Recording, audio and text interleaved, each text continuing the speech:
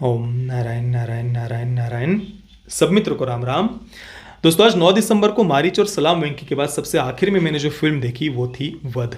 Film के writer और director है जसपाल सिंह संधू और राजीव बनवाल, और फिल्म को प्रोड्यूस किया है लव रंजन जी ने। उनके साथ में और भी कुछ को प्रोड्यूसर्स हैं, पर मुख्य प्रोड्यूसर लव रंजन जी। एक क्राइम थ्रिलर है ये फिल्म, नाम से आप समझ सकते हैं वध।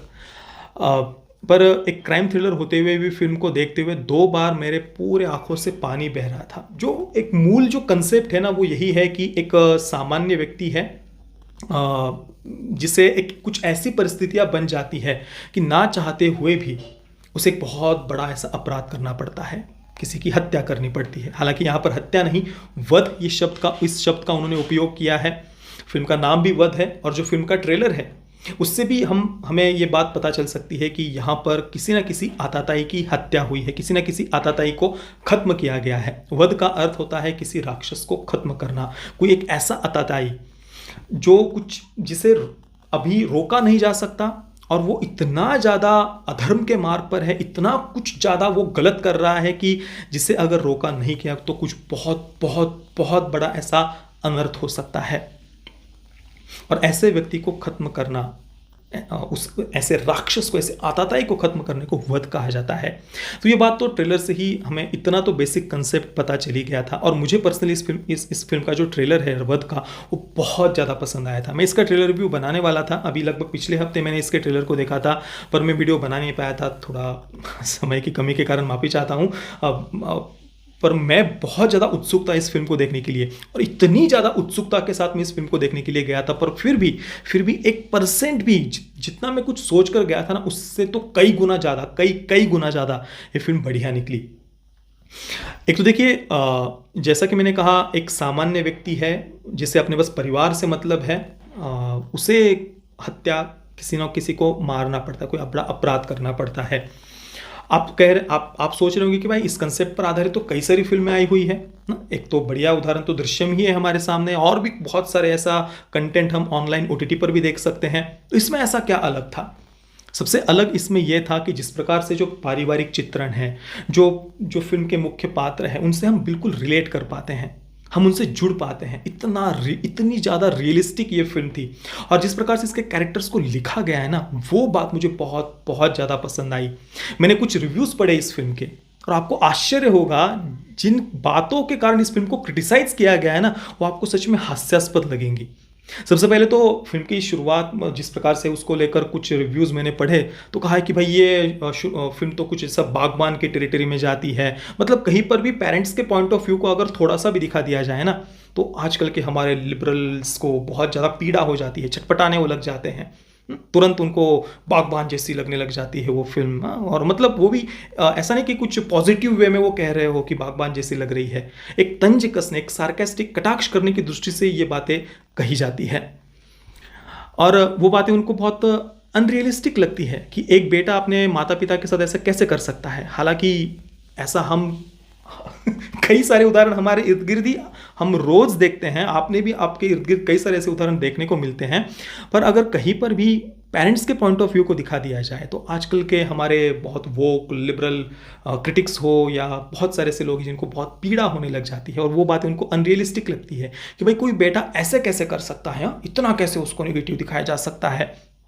हालांकि हर दूसरी तीसरी फिल्म और वेब सीरीज में आजकल सो कॉल्ड पेरेंटल अब्यूज़ दिखाया जाता है, और सो कॉल्ड पेरेंटल अब्यूज़ के कारण फिर बेटा कैसे हत्यारा बन गया है, दरिंदा बन गया है, और कैसे वो मेंटली डिस्टर्ब हो गया है, डिप्रेशन, एंग्जाइटी, इन बातों को रोमेटिसाइज किया जाता है। हर दूसरी तीसरी फिल्म और वेब सीरीज में आजकल यही सब हम देख रहे हैं। इवन कई सारे सुपर हीरो फिल्में भी अभी हाल ही के समय में जो सीरीज वगैरह भी आई हुई है, उनमें भी आपको यही बात देखने को मिलेगी। जैसे कि आजकल के फिल्म मेकर्स के अनुसार दुनिया की सबसे बड़ी, विश्व की सबसे बड़ी समस्या अगर कोई है, तो वो है इनका वो सो कॉल्ड पेरेंटल अब्यूज़। क्योंकि बच्चों को तो भड़काना है ना, परिवार के विरुद्ध, पेरेंट्स के विरुद्ध, और एक so called modern western lifestyle की तरफ भागते जाना है, शहरों की तरफ भागते जाना है।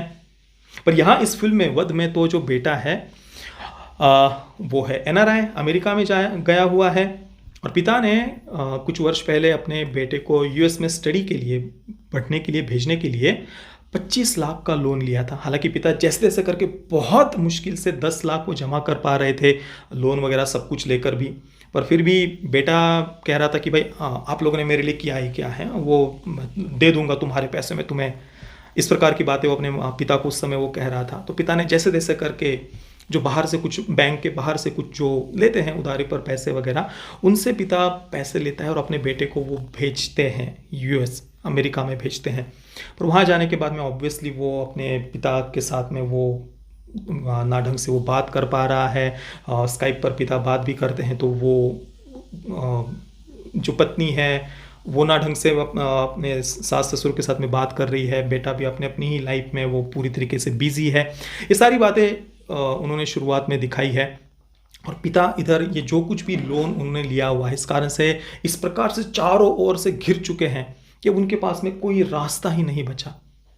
और जो एक निगेटिव कैरेक्टर है, शुरुआत में जो टेंशन जिस प्रकार से उन्होंने बिल्ड किया है ना भाई, वो सच में वाह, जस्ट मतलब डायरेक्टर इतना, फिल्म का डायरेक्शन इतना बढ़िया था ना कि हम तुरंत कहानी के साथ में घुल जाते हैं। हम कितना भी फ़ोन को हाथ में लेने का मन करता हो ना, फिर भी वो साइड में रखना पड़ता है। मैं कई बार फ़ोन को हाथ में ले रहा था पर ज़्यादा देर रख नहीं पा रहा था, तुरंत साइड में मुझे रखना पड़ रहा था फ़ोन को। एक और बात, मैंने कुछ रिव्यूज़ पढ़े, उनको क्या पीड़ा हुई पता, पहले तो वो बागबान वगैरह तंज कसा और इतना निगेटिव कैसे दिखाया जा सकता है बेटे को वगैरह, ये सब बातें तो मैंने पढ़ी। एक और बात मुझे पढ़ने को मिली कुछ रिव्यूज़ में कि जो विलन है उसे मद्यपान करते हुए दिखाया है, तामसी भोजन करते हुए दिखाया है, और एक जो काम वासना में गिरा हुआ है, एक साथ में वो वैश्या को लेकर के आ रहा है और जो भी है उसको काफ़ी काम वासना में गिरा हुआ दिखाया है, मद्यपान करते हुए दिखाया है, तामसी भोजन करते हुए दिखाया है। तो मैंने कुछ रिव्यूज़ में ऐसा पढ़ा, उनको इस बात से भी तकलीफ हुई, इस पर भी कटाक्ष किया है कि भाई ये तो 70-80 के दशक की पुरानी बॉलीवुड की फिल्मों की तरह लग रहा है कि शराब कबाब शबाब में गिरा हुआ विलन है।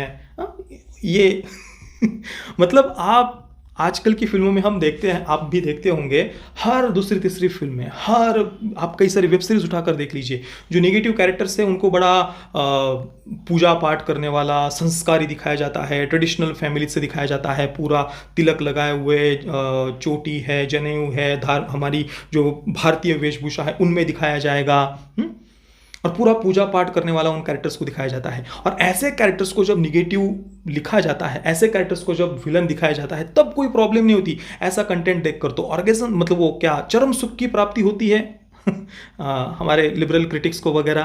पर यहाँ पर एक विलन जो तामसी भोजन कर रहा है, काम वासना में गिरा हुआ है, मद्यपान कर रहा है, तो ऐसे इस प्रकार से अगर विलन को दिखाया जाए तो भी तो प्रॉब्लम हो जाती है। ऐसे नहीं दिखा सकते ना, आपको तो भाई संस्कारी ट्रेडिशनल फैमिली से पूरा भारतीय वेशभूषा में ऐसे इसी प्रकार से विलन के कैरेक्टर को लिखा जाना चाहिए। पर यहाँ पर जिस प्रकार से वो निगेटिव कैरेक्टर को जो लिखा है जैसे, और भाई उस कैरेक्टर को देख कर ना सच में हमारा भी अंदर से ऐसा हम विचलित हो जाते हैं।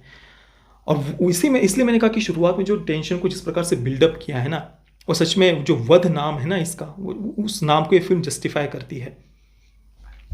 और जो एक कैरेक्टर है जिसे बिली घर पर बुलाते हैं, एक बच्ची का पात्र है, 8 से 9 वर्ष की वो बच्ची होगी, 10 वर्ष की। उस कैरेक्टर को जिस प्रकार से उन्होंने लिखा है, और संजय मिश्रा जी, नीना गुप्ता फिल्म में मुख्य भूमिका में है। एक काफ़ी वृद्ध दंपति है, वे ग्वालियर में रहते हैं, मध्य प्रदेश में। उनका बेटा तो NRI है, पर ये जो बच्ची है ना उनके गली में ही रहती है, 4 घर छोड़कर। फर्स्ट हाफ में एक डायलॉग है जहाँ पर नीना गुप्ता जी का जो पात्र है मंजू मिश्रा, वो अपने पति से कहती है कि ये 4 घर छोड़कर हमारे घर में इसका जन्म क्यों नहीं हुआ। इस पर जो संजय मिश्रा जी का पात्र है, शंभुनाथ नाम है उनका, वो कहते हैं कि हाँ, अगर बेटी होती तो कितना अच्छा होता, बेटी होती तो ये सब प्रॉब्लम्स होते ही नहीं, बेटी तो वो जो एक सीन है ना, आप देखेंगे सच में वो हमें अंदर से पूरा भावुक कर देता है। इतना इमोशनल था वो सीन कि सच में मेरे पूरे दोनों आंखों से अश्रु बह रहे थे। और उसके बाद एंडिंग भी जो है ना फिल्म का, इतना सुंदर है, इतना सुंदर है कि मैं क्या कहूँ। मानव बीज उनका जो पुलिस ऑफिसर का कैरेक्टर है शक्ति सिंह का, और जो सौरभ सचदेवा उनका भी एक निगेटिव कैरेक्टर है। परफॉर्मेंसेस फिल्म के सभी के बढ़िया थे, डायरेक्शन बहुत अच्छा था, कहानी और कंसेप्ट तो मुझे ऑलरेडी पसंद आई ही है। बस एंडिंग को जो था ना, उल्टा मैं और देखना चाह रहा था। एंडिंग को काफ़ी जल्दी जल्दी उन्होंने ऐसा कंप्लीट कर दिया है, ऐसा लग रहा था। उसको थोड़ा सा और थोड़ा सा 15-1 मिनट फिल्म को बढ़ाया जा सकता था। पर ओवरऑल मुझे फिल्म बहुत पसंद आई और मैं आप सभी को ये फिल्म स्ट्रांगली रिकमेंड करता हूँ। मैं वध को दूंगा 10 out of 10 stars. Parental guidance की बात करें तो देखिए, फिल्म में ऐसा कोई सेक्स, न्यूडिटी वगैरह कुछ भी नहीं है, थोड़ा बहुत वायलेंस है। बाकी दोस्तों, आपने अगर फिल्म को देखा है तो आपका एक्सपीरियंस कैसा रहा, मुझे आप नीचे कमेंट में अवश्य बताना। ये वीडियो देखने के लिए आप सभी मित्रों का बहुत बहुत धन्यवाद। जय श्री राम, वंदे मातरम।